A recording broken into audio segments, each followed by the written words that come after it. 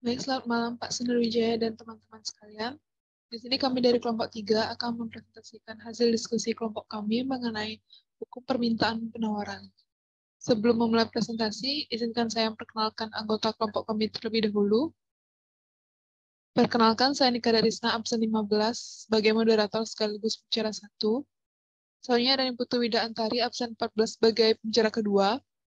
Lalu Heni Andriani, absen 27 sebagai pembicara ketiga. Dan Lo Panediah Purnami, absen 28 sebagai pembicara keempat. Baik, langsung saja saya mulai presentasinya mengenai pengertian permintaan dan penawaran. Permintaan adalah jumlah barang atau komoditi yang diminta oleh pembeli untuk memenuhi kebutuhan masyarakat sosial dalam suatu pasar ekonomi. Permintaan dapat diartikan sebagai jumlah barang yang dibutuhkan konsumen yang punya kemampuan untuk membeli pada berbagai tingkat harga. Permintaan yang didukung oleh kekuatan tenaga beli disebut permintaan efektif, sedangkan permintaan yang didasarkan pada kebutuhan saja disebut permintaan potensial. Selanjutnya, penawaran. Penawaran adalah jumlah barang atau komoditi yang akan diproduksi dan ditawarkan untuk dijual dalam rangka memenuhi kebutuhan masyarakat sosial dalam suatu pasar ekonomi. Penawaran dapat diartikan sebagai berbagai kuantitas barang yang ditawarkan di pasar pada berbagai tingkat harga. Dalam kehidupan nyata, permintaan dan penawaran merupakan dua hal yang saling berlawanan, hingga nantinya pasar akan menemukan harga yang seimbang. Baik, sekian presentasi dari saya. Selanjutnya akan dilanjutkan oleh pembicara kedua. Untuk pembicara kedua, dipersilakan. Baik, terima kasih atas waktunya. Di sini saya akan menjelaskan tentang hukum permintaan dan penawaran. Hukum permintaan sangat berhubungan dengan jumlah permintaan dan harga barang.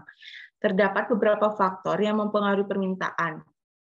Antara lain, harga barang itu sendiri, harga barang pengganti, selera masyarakat, pendapatan, dan sebagainya. Bunyi hukum permintaan yaitu permintaan meningkat ketika harga suatu produk rendah. Maka jumlah produk yang diminta akan berubah. Permintaan menurun ketika harga suatu produk naik, maka jumlah produk yang diminta akan menurun. Dalam hukum permintaan, jumlah suatu barang akan berbanding terbalik dengan tingkat harga barang tersebut. Kenaikan harga barang akan menyebabkan berkurangnya jumlah barang yang diminta. Hal ini dikarenakan daya tarik untuk membeli semakin menurun, yang disebabkan oleh mahalnya harga jual barang tersebut. Faktor-faktor lain yang tidak berubah antara lain pendapatan, selera, harga barang, substitusi atau komplementer, jumlah penduduk. Hukum permintaan tidak berlaku pada barang-barang tertentu, yaitu barang inferior, barang franchise, barang spekulasi. Di bawah ini merupakan ilustrasi contoh permintaan. Diilustrasikan tentang permintaan buah durian pada berbagai tingkat harga. Baik, dari tabel 1, yaitu permintaan terhadap buah durian pada berbagai tingkat harga. Yang pertama yaitu keadaan A, di mana harganya yaitu 100.000. Berarti jumlah yang diminta yaitu 100. Keadaan B, harganya yaitu 80.000, jumlah yang diminta 140. Keadaan C, harganya 60.000, jumlah yang diminta yaitu 200. Keadaan D, harganya 40.000, jumlah yang diminta yaitu 300. Keadaan E, harganya 20.000, jumlah yang diminta yaitu 450. Baik, sekian presentasi dari saya. Waktu dan tempat saya berikan kepada pembicara ketiga. Terima kasih. Baik, terima kasih atas waktu yang telah diberikan. Di sini saya akan menjelaskan mengenai faktor-faktor yang mempengaruhi permintaan. Yang pertama ada harga barang itu sendiri. Harga barang yang murah namun berkualitas umumnya akan mendatangkan banyak peminat, sehingga permintaan tinggi. Sebaliknya, jika harga cenderung tinggi, maka permintaan terhadap barang tersebut akan cenderung sedikit. Yang kedua, harga barang lain terkait. Pada teori ekonomi menyatakan, apabila harga barang pengganti dan barang pelengkapnya turun, maka permintaan terhadap barang tersebut akan semakin berkurang. Namun, apabila harga barang pengganti dan barang pelengkapnya naik, maka permintaan terhadap barang tersebut akan meningkat. Yang ketiga, ada tingkat pendapatan dan daya beli konsumen. Tingkat pendapatan konsumen akan menunjukkan daya beli konsumen. Semakin tinggi tingkat pendapatan, maka semakin meningkat permintaan terhadap suatu barang tersebut. Konsumen tidak perlu menunggu promo untuk membeli suatu barang karena konsumen memiliki dana yang cukup untuk membeli suatu barang. Yang keempat, selera masyarakat. Jika suatu produk sesuai dengan selera atau kebiasaan konsumen, maka permintaan terhadap suatu produk itu akan meningkat. Selera yang meningkat dengan diikuti tren produk yang mengikuti selera, maka akan meningkatkan permintaan barang tersebut. Selanjutnya, kurva permintaan.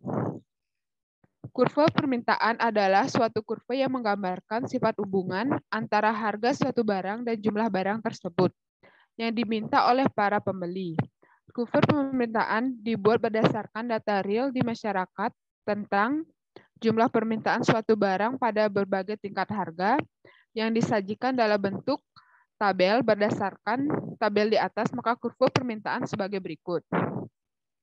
Garis horizontal merupakan garis yang menunjukkan jumlah barang yang diminta atau key quantity. Kemudian garis vertikal merupakan garis yang menunjukkan harga barang atau P price. Garis permintaan ditarik dari atas menuju ke bawah karena semakin murahnya harga, maka semakin banyak permintaan. Baik, sekian penjelasan dari saya. Selanjutnya untuk pembicara keempat, waktu dan tempat dipersilakan. Terima kasih. Baik, di sini saya sebagai pembicara keempat akan melanjutkan presentasi dari pembicara ketiga. PPT-nya bisa di-next, Kak. Di sisi lain, hukum penawaran berkebalikan dengan hukum permintaan. Bila tingkat harga naik, maka jumlah barang yang ditawarkan akan naik. Bila tingkat harga turun, maka jumlah barang yang ditawarkan akan turun. Dalam hukum penawaran, semakin tinggi harga, jumlah barang yang ditawarkan semakin banyak. Sebaliknya, semakin rendah harga barang, jumlah yang ditawarkan semakin sedikit juga. Berikut adalah contoh dari daftar penawaran. Pada kondisi A, harganya 25.000 dengan jumlah barang yang ditawarkan 1.000. Kondisi B dengan harga 20.000, jumlah barang yang ditawarkan 800. Kondisi C, harga 15.000, jumlah barang yang ditawarkan 600. Kondisi D, harga 10.000, jumlah yang ditawarkan 400. Dan kondisi E dengan harga 5.000 dengan jumlah barang yang ditawarkan 200.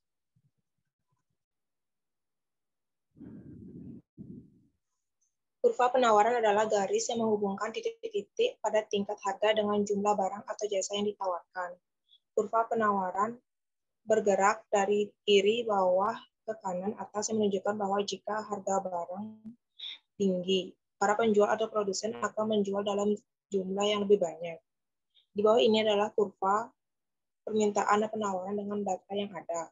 Berikut adalah contoh kurva penawaran dari tabel yang di atas. Garis horizontal merupakan garis yang menunjukkan jumlah barang yang diminta atau quality.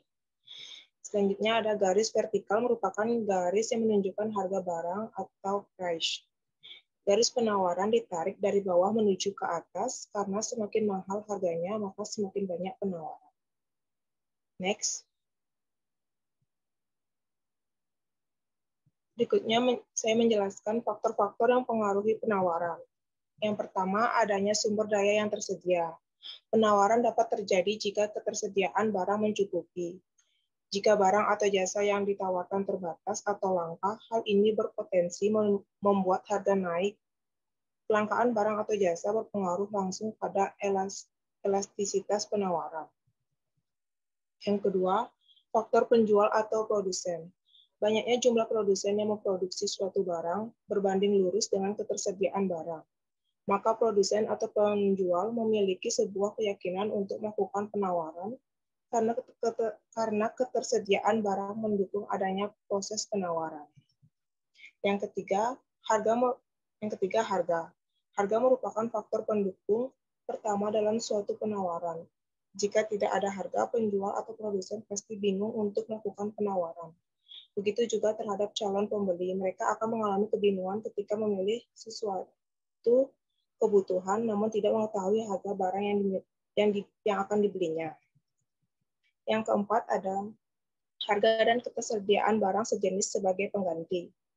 Jika suatu barang atau utama mengalami kenaikan harga, maka konsumen akan mencari alternatif lain sebagai pengganti pemenuhan kebutuhan akan barang utama.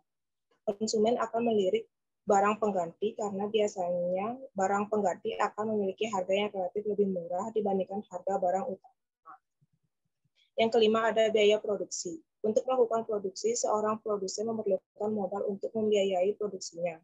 Jika biaya produksi meningkat, maka harga barang akan menjadi tinggi.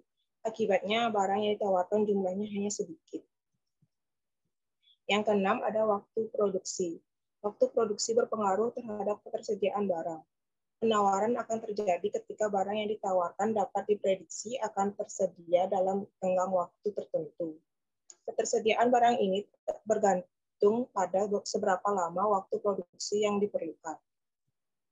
Yang ketujuh ada kemajuan teknologi. Kemajuan teknologi membantu mempermudah produsen dalam menyediakan barang maupun jasa.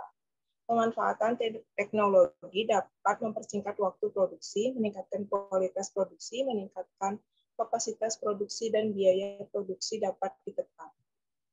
Yang ke-8 ada kebijakan pemerintah. Contohnya, kebijakan mengenai peningkatan produksi dalam negeri, guna mengurangi impor. Hal ini mendorong para petani untuk meningkatkan jumlah dan kualitas panen bagi petani atau meningkatkan jumlah dan kualitas produksi bagi produsen barang dan jasa. Dan yang terakhir ada pajak dan subsidi. Jika pajak yang ditetapkan terlalu tinggi, maka produsen tidak dapat melakukan penawaran sehingga permintaan pun juga menurun. Sementara jika pemerintah menyediakan subsidi, maka jumlah produksi akan meningkat. Begitu juga pada sisi penawaran. Baik, sekian presentasi dari saya. Waktu dan tempat saya kembalikan kepada moderator. Terima kasih. Baik, sekian presentasi dari kelompok kami. Mohon maaf bila ada kekurangan maupun kesalahan dalam penyampaian, dan kami tutup dengan terima kasih.